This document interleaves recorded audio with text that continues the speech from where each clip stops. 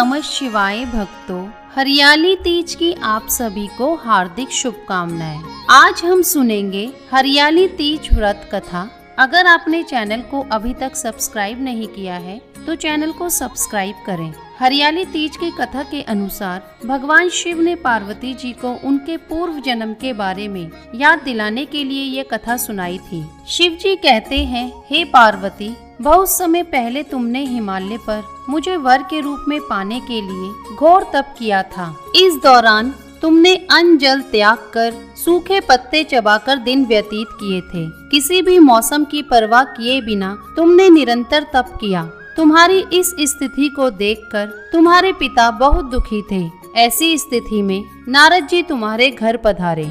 जब तुम्हारे पिता ने नारद जी से उनके आगमन का कारण पूछा तो नारद जी बोले, हे गिरिराज, मैं भगवान विष्णु के भेजने पर यहाँ आया हूँ। आपकी कन्या की घोर तपस्या से प्रसन्न होकर वह उससे विवाह करना चाहते हैं। इस बारे में मैं आपकी राय जानना चाहता हूँ। नारद जी की बात सुनकर पर्वतराज अति प्रसन्नता के साथ बोले, हे नारद जी, यदि स्वयं भगवान विष्णु मेरी कन्या से विवाह करना चाहते हैं तो इससे बड़ी बात हो ही नहीं सकती।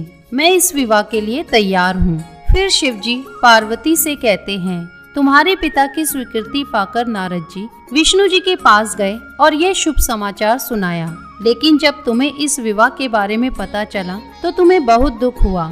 तुम मुझे यानी कैलाशपति शिव को मन से अपना पति मान चुकी थी। तुमने अपने व्याकुल मन की बात अपनी सहेली को बताई। तुम्हारी सहेली ने सुझाव दिया कि वह तुम्हें एक घनघोर वन में ले जाकर छुपा देगी और वहां रहकर तुम शिव जी को प्राप्त करने की साधना करना। इसके बाद तुम्हारे पिता तुम्हें घर में ना पाकर बड़े चिंतित और दुखी हुए। वे सोचने लगे कि यदि विष्णु जी बारात लेकर आ गए और तुम घर पर ना मिली तो क्या होगा। उन्होंने तुम्हारी खोज में धरती पाताल एक करवा दिए, लेकिन तुम ना मिली। तुम वन में एक गुफा के भीतर मेरी आराधना में लीन थी।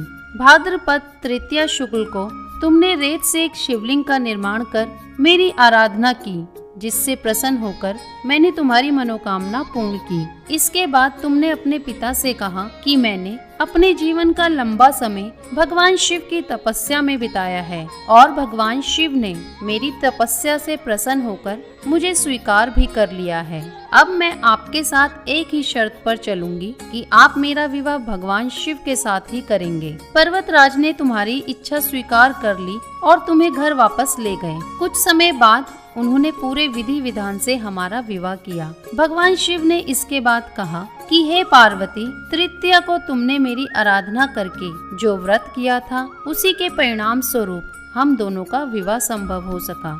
इस व्रत का ये महत्व है कि मैं इस व्रत को पूर्ण निष्ठा से करने वाली प्रत्येक स्त्री को मनवांछित फल देता हूँ। भगवान शिव ने पार्वती जी से कहा कि इस व्रत को जो भी स्त्री पूर्ण श्रद्धा से करेगी उसे तुम्हारी तरह अचल सुहाग प्राप्त होगा।